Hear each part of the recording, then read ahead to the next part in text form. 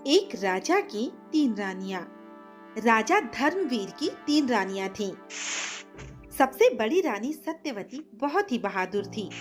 मंझली रानी रुक्मणी बहुत होशियार थी और सबसे छोटी रानी काजल बहुत ही सुंदर थी। धर्मवीर उन तीनों के गुणों से प्रभावित था और तीनों को एक बराबर प्यार करता था। परंतु छोटी रानी काजल चाहती थी कि राजा सिर्फ उससे ही प्रेम करे, जिसके लिए वो कुछ भी करने को तैयार थी।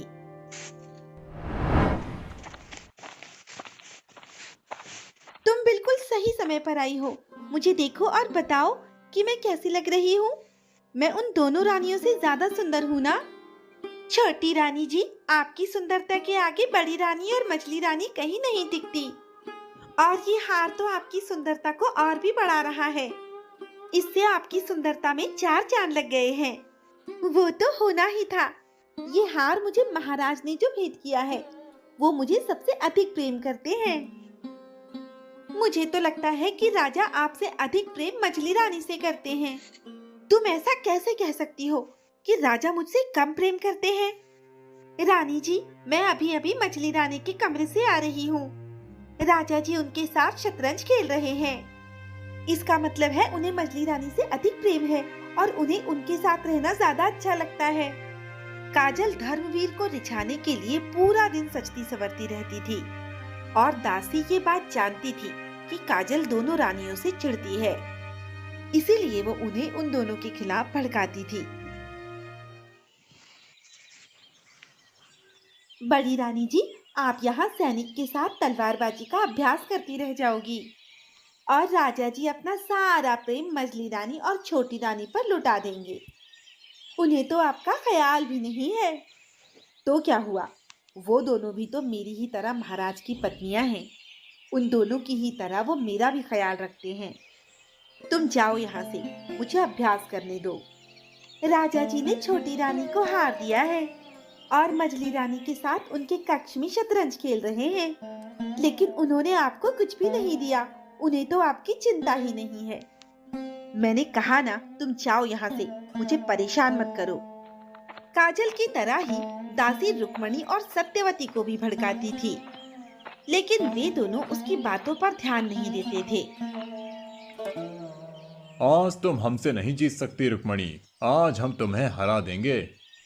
ऐसा कभी नहीं हो सकता महाराज। शतरंज में मुझे कोई नहीं हरा सकता।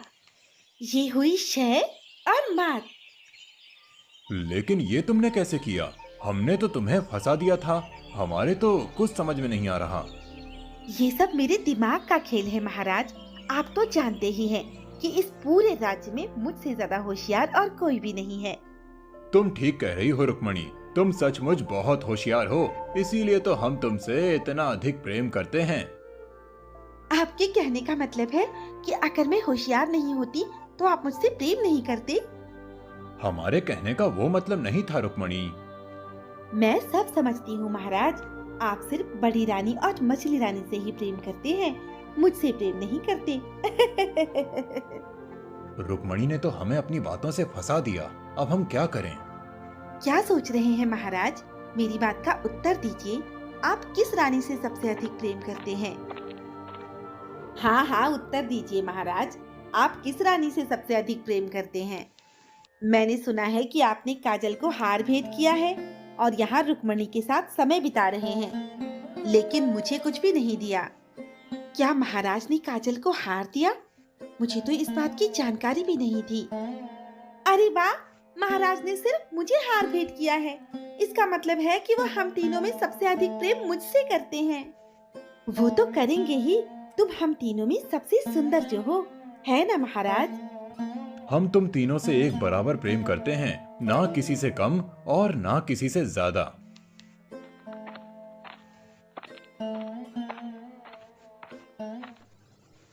वाह काजल, तुमने भोजन तो बहुत स्वादिष्ट बनाया है। भोजन स्वादिष्ट कैसे नहीं होगा महाराज? मैंने इतने प्रेम से जो बनाया है।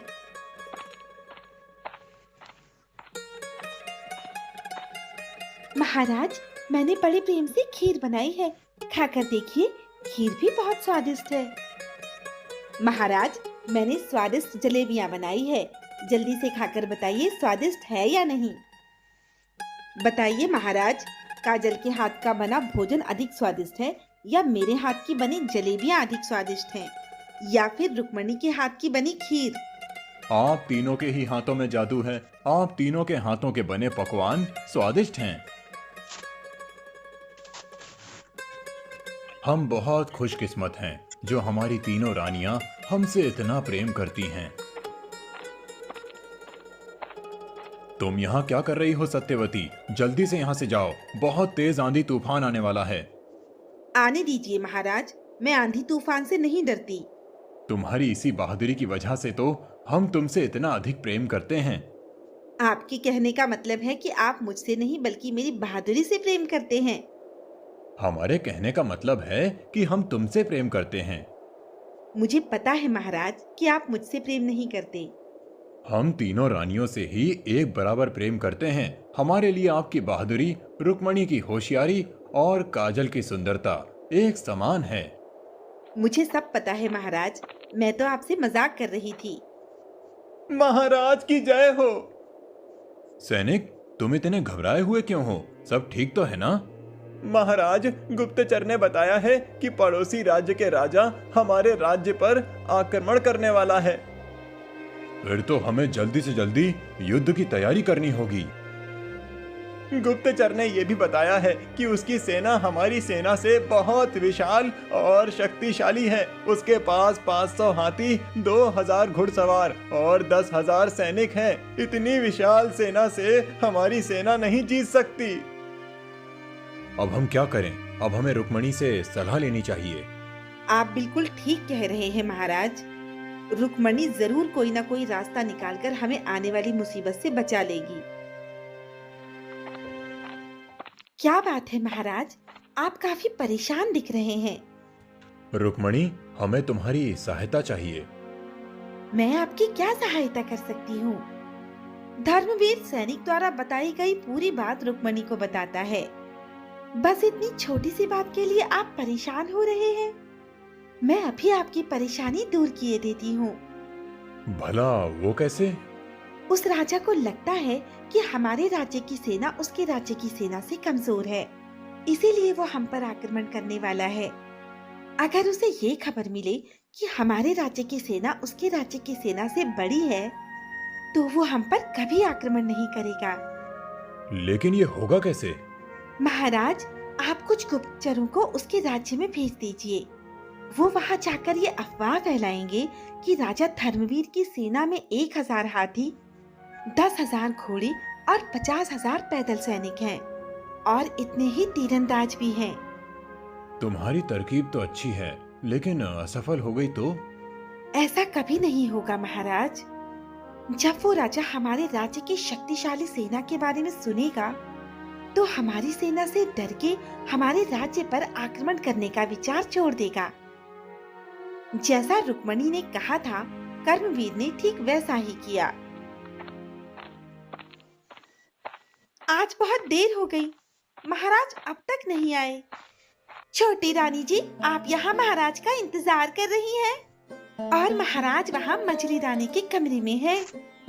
न जाने क्या जादू कर दिया है उसने, महाराज उसी के आगे पीछे घूमते रहते हैं, मेरी तरफ तो देखते भी नहीं। मछली रानी बहुत ही चालाक है, देखना एक दिन वो महाराज को अपने बस में कर लेंगी, फिर महाराज आपकी तरफ देखेंगे भी नहीं। तुम ठीक कह रही हो दासी, अब मुझे कुछ करना ही होगा।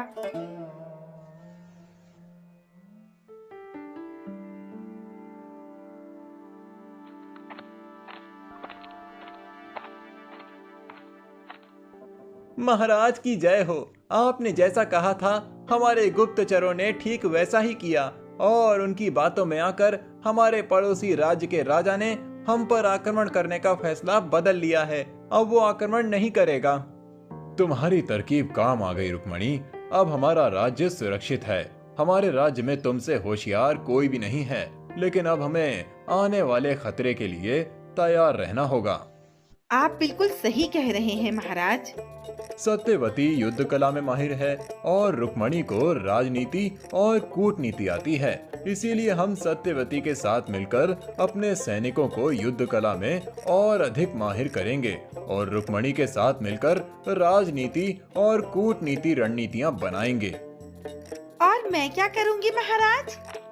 आप हमारे लिए स्वादिष्ट भोजन पकाना। नहीं महाराज, मैं भी आपके साथ ही रहूंगी। बिल्कुल नहीं, जैसा हमने कहा है आप वैसा ही करेंगी। काजल गुस्सा होकर वहां से चली जाती है। कर्मवीर रुक्मणी के साथ मिलकर आने वाली किसी भी मुसीबत से निपटने की रणनीति बनाने लगता है और सत्यवती सैनिकों को तलवारबाजी सिखाने लगती है।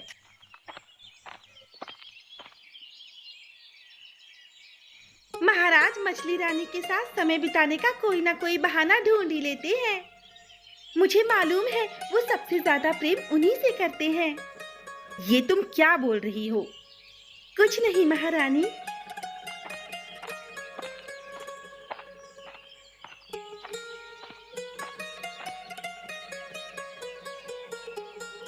आप यहाँ फूल तोड़ते रह जाओगी छोटी महारानी, और मछली महारानी आपको महाराज से दूर कर देंगी। मैं ऐसा कभी नहीं होने दूंगी। तुझे बड़ा घमंड है ना कि महाराज सबसे अधिक प्रेम तुझसे करते हैं। मैं तेरा ये घमंड तोड़ दूंगी। तुम किस तरह की बातें कर रही हो काजल? मैं सही कह रही हूँ। काजल, तुम रुक्मणी से किस तरह से बात कर रही हो? तुम इस राज्य की छोटी रानी हो। तुम्हें इस तरह की बातें करना शोभा नहीं देता। कोई बात नहीं दीदी, काजल अभी छोटी है, नादान है। मुझे इसकी बात का बुरा नहीं लगा। वो पहली बार नहीं था जब कर्मवीर ने काजल को रुक्मणी और सत्यवती से लड़ते हुए देखा था। क्या बात है महाराज, आप बहुत परेशान दिख रहे हैं। मंत्री जी, हम अपनी रानियों के कारण बहुत परेशान हैं। भला रानियों के कारण आपको क्या परेशानी हो सकती है? वो तीनों ही आपसे इतना अधिक प्रेम करती हैं। उनका प्रेम ही तो हमारी परेशानी का कारण है। मैं आपकी बात नहीं समझा महाराज। भला उनका प्रेम आपकी परेशानी का कारण कैसे हो सकता है? सत्यवती, रुक्मणी और काजल तीनों ही हमसे प्रेम करती हैं, लेकिन काजल ऐसा सोचती है कि हम सिर्फ उससे ही प्रेम करें, हम सिर्फ उसके साथ ही रहें। हम जब भी रुक्मणी के साथ समय बिताते हैं तो उसे बुरा लगता है और वो फिर उससे झगड़ा करती है। हम चाहते हैं कि वो तीनों एक साथ प्रेम से रहें। काजल रुक्मणी और सत्यवती का सम्मान करने लगे। एक तरकीब है महाराज, जिससे वो छोटी रानी दोनों रानियों का सम्मान करने लगेंगी और एक साथ प्रेम से रहने लगेंगी।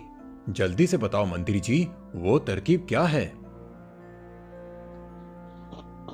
हाँ, यही एक तरीका है काजल के मन में रुक्मणी और सत्यवती के प्रति सम्मान की भावना पैदा करने का। हम राजपाट से संन्यास लेकर एक सन्यासी की तरह वन में अपना बाकी जीवन बिताना चाहते हैं। लेकिन महाराज, आप अचानक ऐसा क्यों करना चाहते हैं? क्योंकि हमारा हृदय परिवर्तन हो गया है। महाराज, मैं आपको कहीं नहीं जाने दूंगी।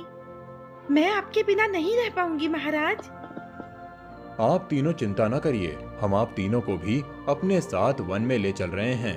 आप तीनों वहाँ हमारी सेवा करना। महाराज, आपको वन में जाना है तो जाइए, लेकिन तीनों रानियों को अपने साथ ना ले जाइए। हम फैसला कर चुके हैं मंत्री जी, हम अपनी तीनों रानियों को वन में ले जाएंगे। हमारी रानियां हमसे प्रेम करती हैं तो वो जरूर हमारे साथ चलेंगी, लेकिन अगर हमसे प्रेम नहीं करती हैं तो वो यहीं रहेंगी। ये फैसला हम तीनों रानियों पर छोड़ते हैं। जो हमारे साथ वन में चलना चाहे चले, नहीं तो वो यहीं महल में रहे। महाराज, आप जहाँ रहेंगे मैं भी वहाँ आपके साथ रहूंगी। मैं भी आपको अकेला नहीं छोड़ सकती महाराज। मैं आपसे सबसे अधिक प्रेम करती हूँ, इसलिए मैं तो आपके साथ ही जाऊंगी। ठीक है, अगर आप तीनों हमारे साथ चलना चाहती हैं तो चलिए। मंत्री जी, कल सुबह हम महल छोड़कर वन चले जाएंगे। आप हम चारों के वन जाने का इंतजाम कीजिए। जैसी आपकी आज्ञा महाराज।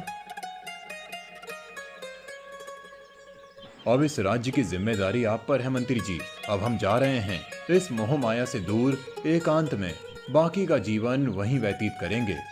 सैनिक, तुम इन चारों को वन में छोड़कर वापस आ जाना।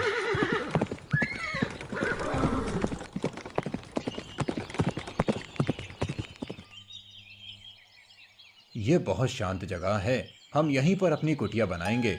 आप तीनों यहाँ की साफ सफाई कीजिए, तब तक हम कुटिया बनाने के लिए लकड़ियाँ ले आते हैं। जब तक हम वापस ना आ जाएं, तब तक आप यहाँ से कहीं मत जाना। ये जंगल बहुत ही खतरनाक है, यहाँ बहुत से खतरनाक जानवर रहते हैं। न जाने महाराज ने संन्यास लेने का फैसला क्यों कर लिया, ये तो वही बता सकते हैं। मुझे यहाँ बिल्कुल भी अच्छा नहीं लग रहा। बहुत देर हो गई, महाराज अभी तक लकड़ियां लेकर नहीं आए। न जाने वो कहाँ रह गए। अब तो सूरज भी ढलने लगा है और हमारे पास उजाला करने के लिए कुछ भी नहीं है। मैं तो बहुत थक गई हूँ और मुझे भूख भी लगी है। मैं अपने साथ कुछ फल लाई थी, अभी तुम्हें खाने को देती हूँ। मुझे तेरे हाथ का कुछ भी नहीं खाना है। तीनों रानियां कर्मवीर का इंतजार कर रही थी, लेकिन वो लकड़ी लेकर नहीं आता है और अंधेरा हो जाता है। अब तो अंधेरा भी हो गया, अब हम अंधेरे में क्या करेंगे? आप चिंता न करिए दीदी, मैं अभी आग जला देती हूँ। ये लीजिए दीदी, आग का इंतजाम हो गया। तुम तो बहुत होशियार हो रुक्मणी।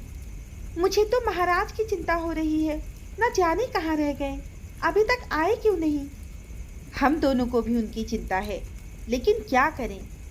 महाराज ने हमें यहाँ से कहीं भी जाने के लिए मना किया था, हमें उनकी बात माननी चाहिए। तुम मानो उनकी बात, मैं जा रही हूँ उन्हें ढूंढने। काजल, यहाँ से कहीं मत जाओ, महाराज ने बताया था कि यहाँ बहुत खतरनाक जंगली जानवर रहते हैं।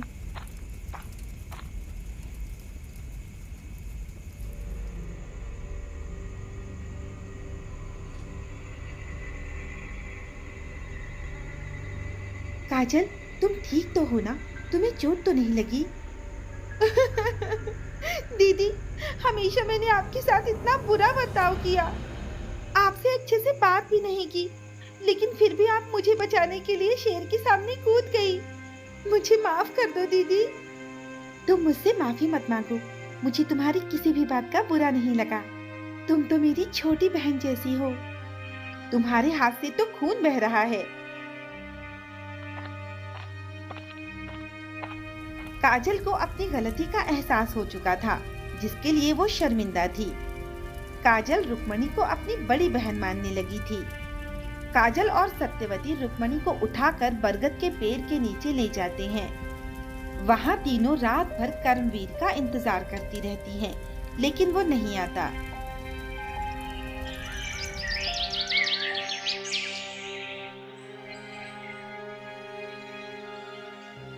लगता है आपकी तरकीब काम आ गई मंत्री जी। रात में जो कुछ हुआ उसके बाद काजल का व्यवहार बदल गया है। अब हमारी तीनों रानियां एक साथ हैं। अब हमें उन तीनों को सच बता देना चाहिए। नहीं महाराज, अभी थोड़ा रुकिए। तुम्हारी नींद खुल गई काजल, अब तुम रुक्मणी को संभालो, मैं महाराज को ढूंढती हूँ। महाराज अभी तक नहीं आए काजल, मैं महाराज को ढूंढने जाती हूँ, तुम यहीं रुकना। नहीं दीदी, आप घायल हैं, आप यहीं रुकिए, मैं उन्हें ढूंढने जा रही हूँ। किसी को कहीं जाने की जरूरत नहीं है, हम खुद ही यहाँ आ गए हैं। महाराज, आप पूरी रात कहाँ थे और मंत्री जी आपके साथ क्या कर रहे हैं? ये सब मंत्री जी की तरकीब थी, ताकि काजल, मैं और तुम एक साथ प्रेम से रहने लगे। काजल हम दोनों से लड़ती थी ना, इसीलिए मंत्री जी ने हम तीनों को एक करने के लिए ऐसा किया। सत्यवती जब कर्मवीर को ढूंढ रही थी, तो वो खुद ही उसके सामने आ गया था और उसने उससे अपनी और मंत्री जी की तरकीब के बारे में सब कुछ बता दिया था। मुझे माफ कर दो रुक्मणी, मेरी वजह से तुम घायल हो गई। आप माफी मत मांगिए महाराज, ये सब मेरी गलती है। मैं चाहती थी कि महाराज सिर्फ मुझसे प्रेम करें, इसीलिए महाराज जब सत्यवती दीदी या रुक्मणी दीदी से प्रेम करते थे, तो मुझे बहुत गुस्सा आता था और गुस्से में मैं उन्हें भला बुरा कहती थी। इसमें आपकी कोई गलती नहीं है छोटी रानी। ये सब उस दासी निशा के कारण हुआ है। वो दासी नहीं बल्कि एक जासूस है जो हमारे राज्य की गुप्त खबरें हमारे दुश्मन राज्य के राजा को देती थीं और वो आपको दोनों रानियों के खिलाफ भड़काती थीं। उसके बारे में आपको कैसे पता चला मंत्री जी? संजय ने निशा को किसी से बातें करते हुए देख लिया था। वो उससे काजल, सत्यवती और रुक्मणी के झगड़े के बारे में और सैनिकों के बारे में जानकारी दे रही थी, जिस वजह से संजय को पता चल गया कि वो एक जासूस है। उसे कड़ी से कड़ी सजा दीजिए महाराज। समय आने पर हम उसे उसके किए की सजा जरूर देंगे, लेकिन उससे पहले हम वापस राजमहल चलते हैं। आप बहुत जल्दी ठीक हो जाएंगी दीदी।